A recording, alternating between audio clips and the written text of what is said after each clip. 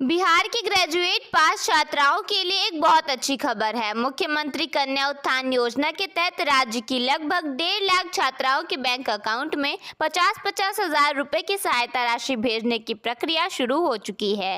इस सिलसिले में उच्च शिक्षा विभाग ने वित्त विभाग को बजट पास करने के लिए अपना प्रस्ताव भेज दिया है।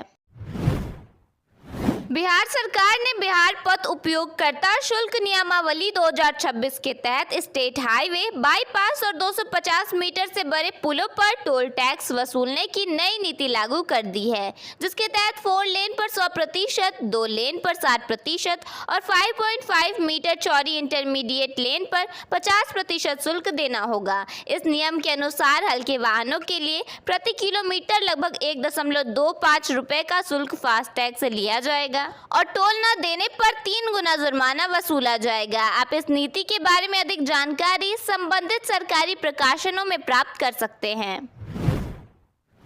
बिहार में शानदार सड़कें और पुल बनाने के लिए राज्य सरकार ने बड़ा फैसला लिया है। पथ निर्माण विभाग ने बैंकों से 21,000 करोड़ रुपए का लोन लेने की मंजूरी दे दी है। इस बड़े फंड से मुजफ्फरपुर सहित पूरे उत्तर बिहार में रुके हुए और चल रहे प्रोजेक्ट्स का काम बहुत तेजी से पूरा होगा। इस 21,000 करोड़ रुपए में से 15,000 करोड़ रुपए Bihar state road development corporation limited को दिए जाएंगे। 6,000 करोड़ रुपए बिहार राज्य पुल निर्माण निगम को मिलेंगे। विभाग ने इसके सारे नियम और शर्तें अधिकारियों को बता दी हैं। बिहार में अंतरिक्ष विज्ञान और आधुनिक तकनीक को बढ़ावा देने के लिए Aryabhatta Gyan Vishwavidyalaya Aryabhatta space club of Bihar की स्थापना कर रहा है। यह पहल छात्रों को स्पेस साइंस, एआई और सैटेलाइट कम्युनिकेशन जैसे क्षेत्रों में प्रशिक्षण और शोध के अवसर प्रदान करेंगी। बिहार के राजस्व न्यायालयों में अब जमीन विवादों की सुनवाई पूरी तरह डिजिटल होगी। राजस्व एवं भूमि सुधार विभाग ने अदालतों में किसी भी तरह का कागजी दस्तावेज या सबूत लेने पर तुरंत रोक लगा दी है। अब सभी जरूरी कागजात सिर्फ RCMS पोर्टल पर ही अपलोड करने होंगे। बिहार में मौसम विभाग ने 8 से 10 जुलाई तक के लिए भारी बारिश और आंधी का अलर्ट जारी किया है। उत्तर और पूर्वी बिहार के 24 जिलों में बिजली चमकने और तेज हवाओं की आशंका है। 10 जुलाई को मधुबनी और सुपौल में बहुत भारी बारिश का ऑरेंज अलर्ट है। बिहार के स्वास्थ्य मंत्री निशांत कुमार मंगलवार को अचानक LNJP हॉस्पिटल पहुंचे। इस दौरान निशांत कुमार ने मरीजों से बातचीत की, साथ ही अस्पताल से जुड़ी व्यवस्थाओं के बारे में भी जानकारी ली, लेकिन हॉस्पिटल में कमी को देखकर वे भड़क गए। निशांत कुमार के पहुंचते ही हॉस्पिटल के कर्मी अलर्ट हो गए। पटना जू अगले सप्ताह से पर्यटकों के लिए और भी खास होने जा रहा है। दिल्ली जू से आए व्हाइट टाइगर समेत कई दुर्लभ वन्य जीव अब लोगों के आकर्षण का केंद्र बन रहे हैं। पहली बार ग्रीन इगुआना भी पटना जू में देखने को मिलेंगे। PM आवास योजना को लेकर नगर विकास विभाग की ओर से आदेश जारी किया गया है। बिहार में अब PM आवास महिलाओं के नाम पर ही पास हो सकेंगे। सरकार की ओर से क्लियर किया गया है कि इस योजना के तहत मिलने वाले घर पर पहला हक महिलाओं का होगा। नवादा के रजौली प्रखंड में पिछले 3-4 दिनों से हो रही मूसलाधार बारिश किसानों के लिए राहत बनकर आई है। खेतों में पर्याप्त नमी आने के बाद धान, मक्का, रागी और अरहर की बुआई ने रफ्तार पकड़ ली है। हर, बैल और ट्रैक्टर से खेतों की जुताई शुरू होने से गांवों में खेती किसानी का माहौल लौट आया है। बेतिया के चनपटिया से जनसुराज के टिकट पर चुनाव लड़ चुके यूट्यूबर मनीष कश्यप ने E20 पेट्रोल विवाद को लेकर फेसबुक पर नया वीडियो जारी किया है। मनीष कश्यप ने कहा कि उनकी गाड़ी में आई खराबी के लिए अब एथेनॉल की बजाय कंटामिनेटेड फ्यूल को जिम्मेदार बताया जा रहा है। उनका सवाल है कि बिना किसी स्वतंत्र जांच के एथेनॉल को सही और पेट्रोल को दोषी कैसे ठहराया जा सकता है। राम मंदिर चढ़ावा चोरी मामले में ट्रस्ट के महामंत्री चंपत राय और सदस्य अनिल मिश्रा के इस्तीफे पर अयोध्या के सांसद अवधेश प्रसाद ने प्रतिक्रिया दी है। उन्होंने कहा कि इस्तीफों का कोई मतलब नहीं है। राम मंदिर के चढ़ावे की चोरी सिर्फ चोरी नहीं बल्कि डकैती है। इस घटना से निश्चित रूप से भगवान राम के मंदिर की पवित्रता पर आंच आई है और अयोध्या के लोगों की छवि भी धूमिल हुई है। उन्होंने कहा जो लोग इसके लिए जिम्मेदार हैं उन्हें सामान्य सजा नहीं दी जानी चाहिए, उनके लिए विशेष कानून बनाकर कड़ी सजा का प्रावधान होना चाहिए ताकि इतिहास इसे भगवान राम के मंदिर में हुई डकैती के रूप में हमेशा याद रखे।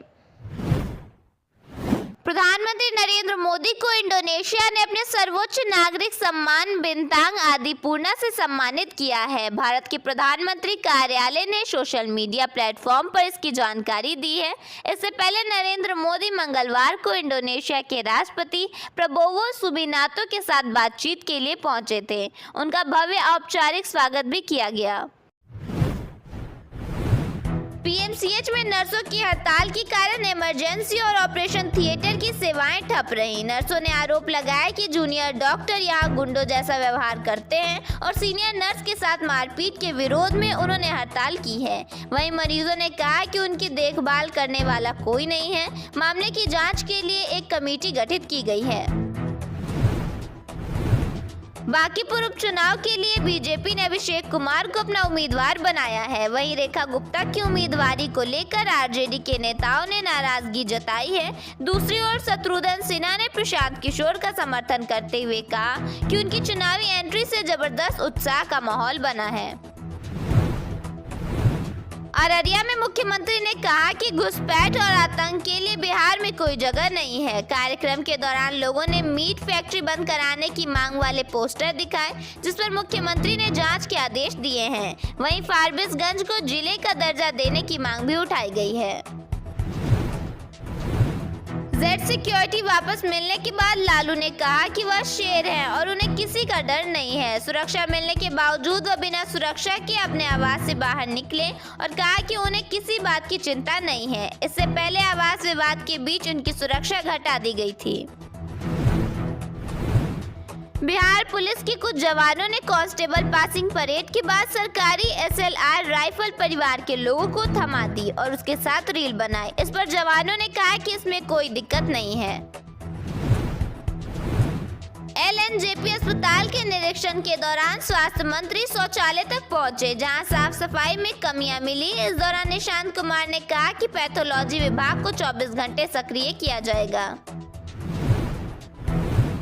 पटना में सरकारी नौकरी लगने के बाद एक लड़की ने शादी करने से इनकार कर दिया। लड़की के पिता ने कहा कि दोनों के बीच 6 साल से प्रेम संबंध था और उनका बेटा उसका पूरा खर्च उठाता था। इसके बाद गर्लफ्रेंड के भाई ने युवक की हत्या कर दी। पुलिस का कहना है कि मामला प्रेम प्रसंग से जुड़ा हुआ है। जहानाबाद में डॉक्टर ए.के. नंदा और एक स्वास्थ्य कर्मी का शराब पीते हुए कथित वीडियो सामने आया है। यह मामला सदर अस्पताल से जुड़ा बताया जा रहा है। प्रशासन पूरे मामले की जांच कर रही है।